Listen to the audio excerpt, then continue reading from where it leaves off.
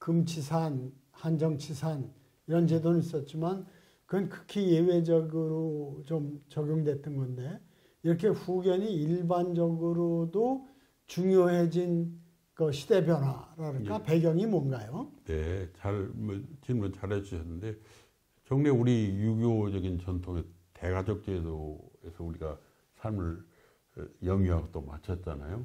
다 집안에서 해결할 수 있는 문제입니다. 가령 이제 옛날에는 그 소위 그 인지 능력 떨어진 분이 노망이라고 그랬죠.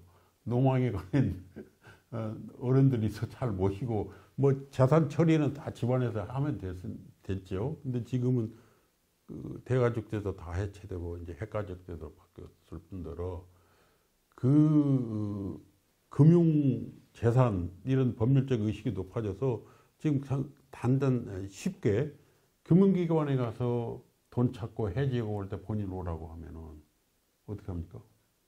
이게 의사능력 떨어지고 거동도 힘들면 안 되잖아요. 거의 불가능.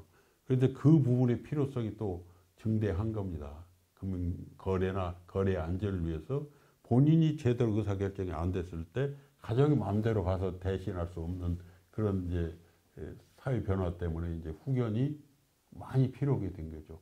지금 현재 그 법정 후견 태반이 이제 아까 그런 경제적 그 금융거래, 부동산 거래 이런 경기에서 그걸 용이하기 위해서 행해지는 경우가 많이 있죠.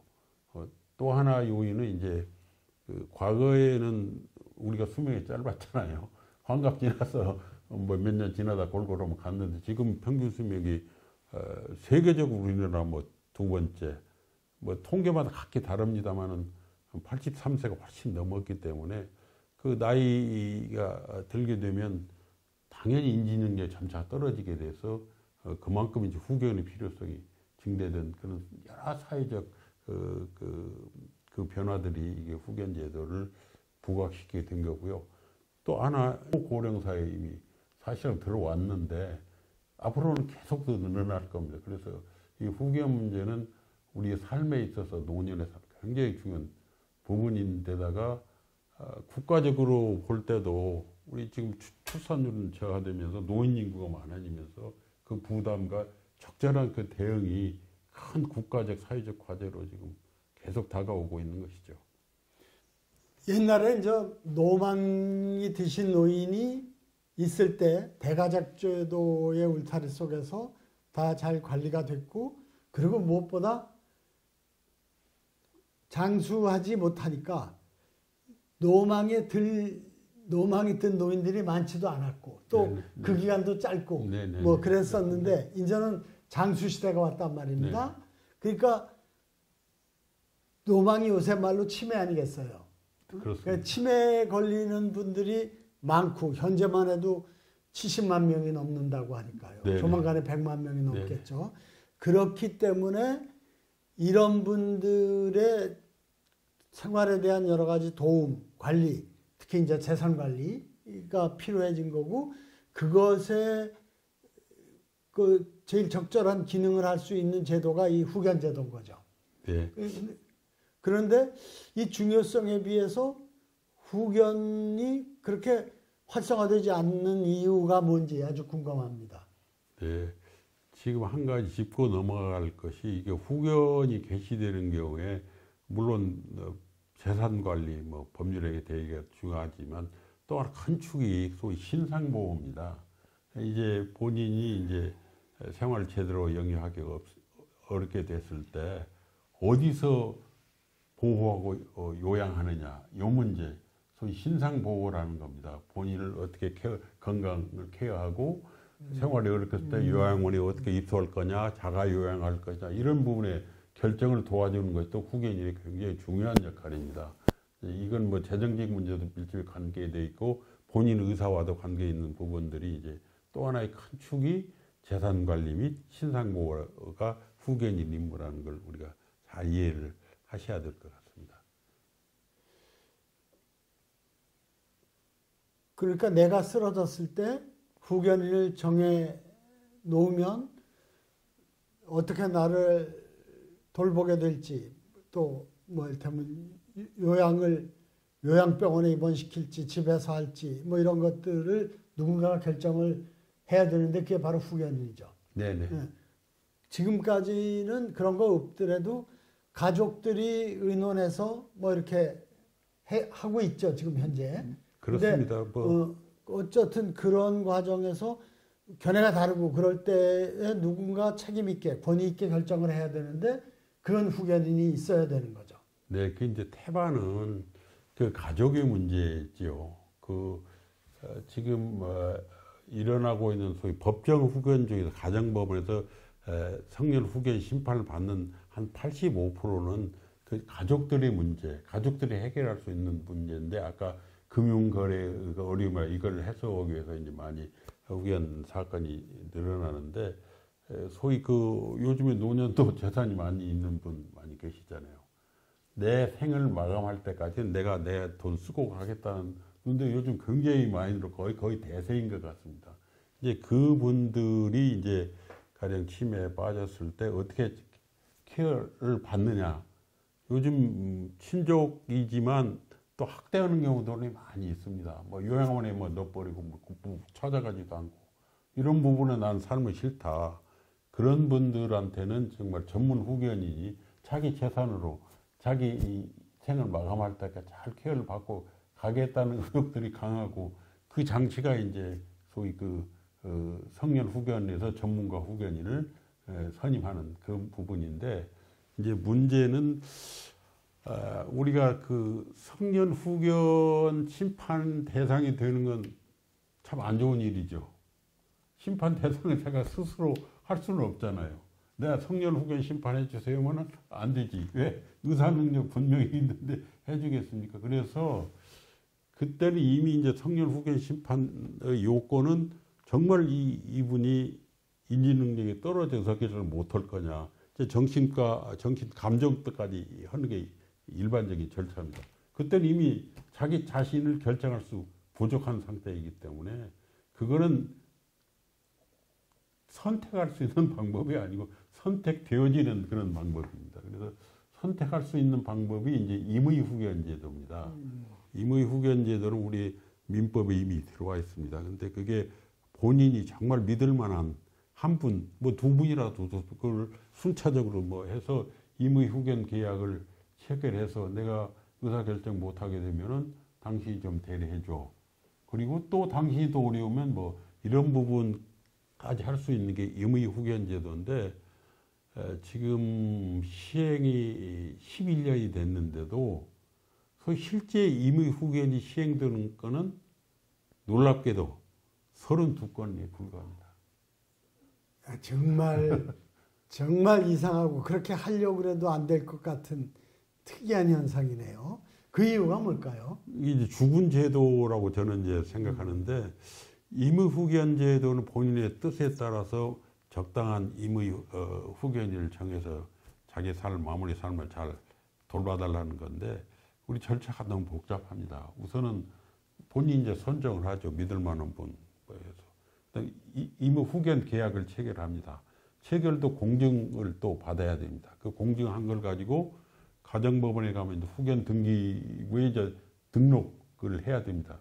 그러면 이제 비로소 이 사람이 이제 임의 후견이구나까지는 되는데 그 뒤에 이제 삶이 10년이 갈 수도 있고 뭐 한 달이 될 수도 있고 뭐 15년이 될 수도 있죠. 왜냐하면 이제 본인이 이제 의사 능력이 떨어져야 되니까 이제 그때가 되면 이제 임의 후견인으로 선임된 분이 도저히 이분은 이제 의사결정 능력이 없어 안 되겠다 하게 되면 이제 그래서 자기가 바로 뭐 대응하는 것이 아니고 가정법원의 문을 또 두드립니다. 가서 후견 감독인 선임 신청을 하게 됩니다. 그러면 이제 가정법원이 과연 이제 본인을 부르죠. 의사 능력이 과연 떨어져서 의사결정 못하는지를 또 다 심리하고 정신도 이렇게 보고 해서 후견 감독인을 선임해야지 비로소 후견이 개시되는 겁니다.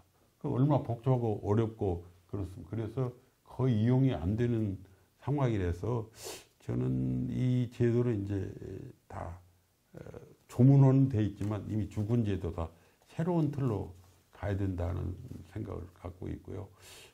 이 부분은 뭐 인근 일본에서 큰 문제가 제기고 일본도 지금 임의 후견 제도는 활성화되어 있지 않는 반면 이제 그 독일, 프랑스, 영국 같은 데는 소위 지속적 대리권이라고 해서 이런 제도가 일반화되어 있습니다. 수백만이 지속적 대리권에 의해서 저기 하고 있습니다. 그러니까 우리 한국은 물론이고 일본 이웃 나라도 후견 제도가 전혀 활성화가 안 돼 있는 임의 후견이.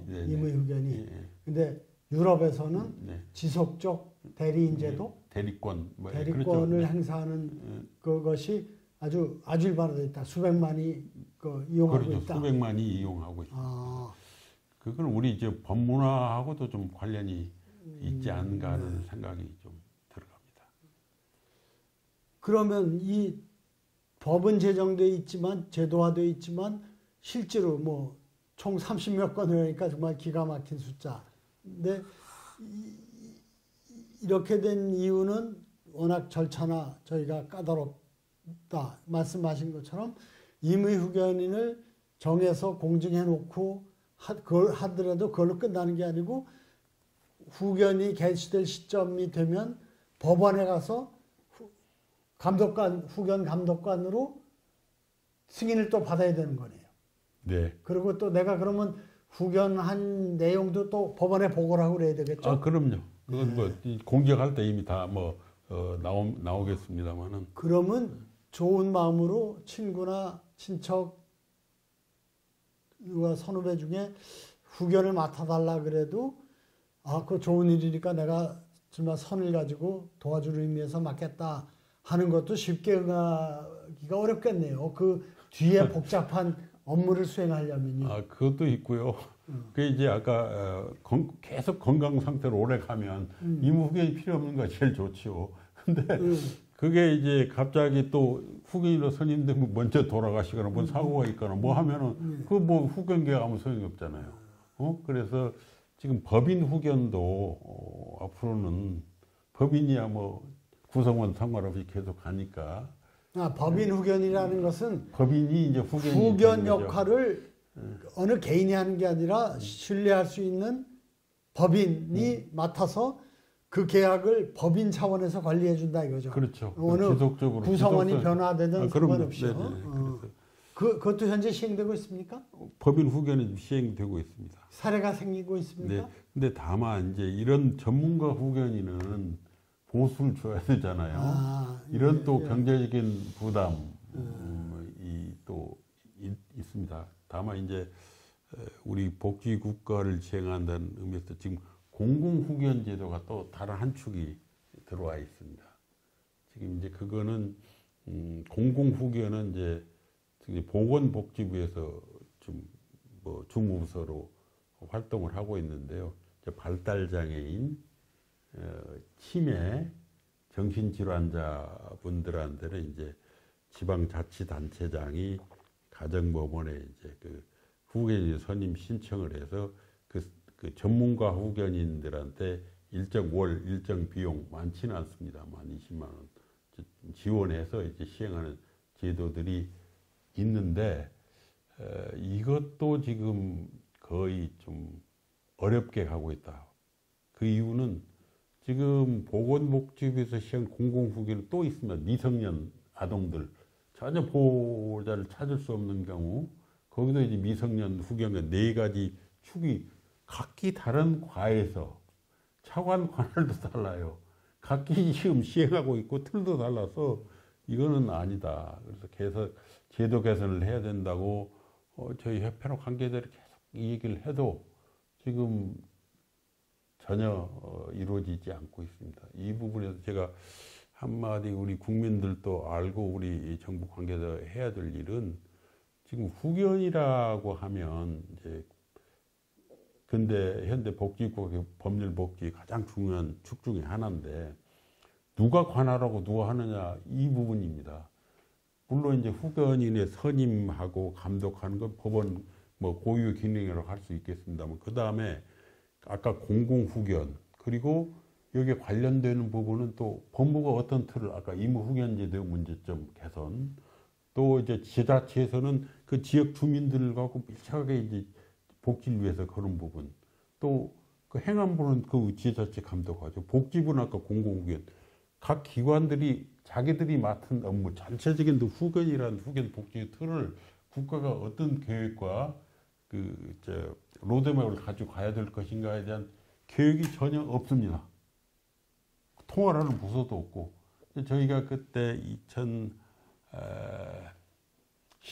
2018년에 그 세계 후견 대회를 서울에서 개최해서 제5회 성년 후견. 그때도 이제 서울 선언에서 그 많은 이제 전문가들이 그 틀을 좀 바꿔달라고 이제 선언했음에도 불구하고 아직도 그게 안 되고 있어요. 그걸 실현하는 방법은 성년 후견 지원법을 만들어서 각 부처 정부 기관의 역할과 계획을 좀 짜서 임무를 부여하고 연차적으로 한 몇 년 계획을 세워서 이걸 계속 점검하지 않으면, 점검하고 역할 분담해 주지 않으면 그냥 지금 질서 없이 그 가고 있는 상태가 벌써 10년 넘게 진행되고 흘러가고 있어서 참 안타깝습니다. 예, 그래서 제가 10년 가까이 전부터 국회에 있을 때 이런 웰다잉에 관련된 전반적인 문제들을 통합적으로 체계적으로 잘 정리하고 네네. 이것이 제도와 또 운영 또는 시행에 있어서 잘 되도록 좀 통합적인 그 법을 만들자. 그래서 웰다잉 기본법을 이제 저도 발의하고 그랬는데 여전히 안 되고 있는 게 안타깝습니다. 이렇게 좀 큰 틀에서 잘 정리가 돼야지 다른 그 밑에 관련된 부분들을 쉽게 체계화시키고 연관 지을 수가 있는데 개별법들에 의해서 진행되다 보니까 관리하는 부서도 다르고 관점도 다르고 이런 문제들이 있는 것 같습니다. 여기서 소개한 우리 원대표님께서 그 국회 계실 때 국회 웰다잉 국회 조직도 잘 이끌어 주시고 사실은 그 성년 후견 지원법을 발의를 해 주셨습니다. 지지난번 이제 국회 때. 근데 발의만 되고 논의가 전혀 되지 못했어요. 그래서 지금 국회에서 정말 중요한 소위 민생과 우리 삶에 관한 법들이 제안이 되고 뭐 해도 다른 이슈가 많아서 그런지 논의가 안 되고 있는 게 참 안타까운 그런 실정입니다. 지금 이 임의 후견 제도를 웰다잉에 관련해서 보면 사전 연명으로 의향서 작성하고 좀 비교해서 얘기를 할 수가 있는 것 같은데 네네. 사전 연명으로 의향서 등록은 굉장히 다른 분야, 유언장 쓰기라든가 후견 등록이라든가 뭐 이런 거에 비해서 빠르게 확산되고 있거든요. 네네. 지금 법 제정된 지 8년입니다만 250만 명이 넘어서고 네, 그렇죠. 있어요. 네. 그러니까 지금 말씀 들으면서 비교해 보니까 이건 아주 간단한 거예요. 내가 나중에 쓰러졌을 때 또 아주 그 죽음의 단계에 가까이 갔을 때 무의미한 연명 치료를 받을지 안 받을지, 인공호흡기를 낄지, 심폐소생을 할지, 투석을 할지 이런 걸 내가 결정하면 된단 말입니다. 결정해 놓으면 끝이에요. 물론 생각이 바꾸면 언제든지 가서 폐기하거나 바꿀 수 있지만, 근데 이거는 훨씬 더 그 복잡하고 까다로운 절차가 많이 있네요. 그래서 공증도 해야죠. 나중에 법원으로부터 또 승인도 받아야죠. 보고해야죠. 그리고 또 그 기간이 언제부터 개시될지도 모르고 물론 아주 젊고 건강한 분이 하진 않겠죠. 내가 네네. 몸 건강 상태가 나빠진다든가 아니면 조만간에 나빠질 걸로 예상이 될 때 할 텐데 또 그러고도 몇 년씩 멀쩡하게 잘 가시는 분도 있고 그러니까 어쨌든 요 과정을 또 절차를 그 단순화하는 게 이 문제를 활성화시키는 이용을 활성화시키는데 핵심적인 포인트라고 봐도 되겠습니까? 네, 맞습니다. 근데 사전 연명치료 의향서야 그 삶의 이제 마감을 하는 과정에서 의료적인 그 시스템화가 되어 있기 때문에 본인 의사대로 처리하느냐 그 문제인데 여기는 후견은 사람이 자기가 아닌 다른 사람의 노력과 지속적인 뭘 필요로 하잖아요.